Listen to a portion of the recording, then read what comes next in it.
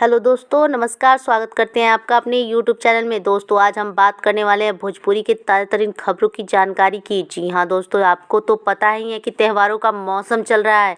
ऐसे में एंटरटेनमेंट का बहुत ही महत्व होता है। इसको ध्यान में रखकर फिल्म मची भोजपुरी टीवी लगातार एक से बढ़कर एक फिल्मों का प्रसारण वर्ल्ड टेलीविज़न प्रीमियम में कर रहा है।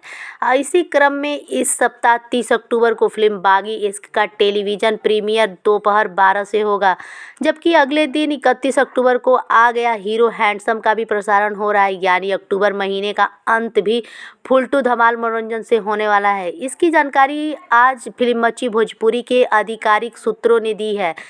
उन्होंने बताया कि ये दोनों ही फिल्में बेहद महत्वपूर्ण हैं। इसके लिए दर्शकों को भी खास इंतज़ार होगा।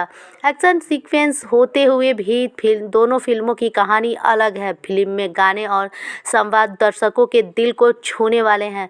फिल्म मेकर के अनुसार ये दोनों ही फिल्में पारिवारिक है।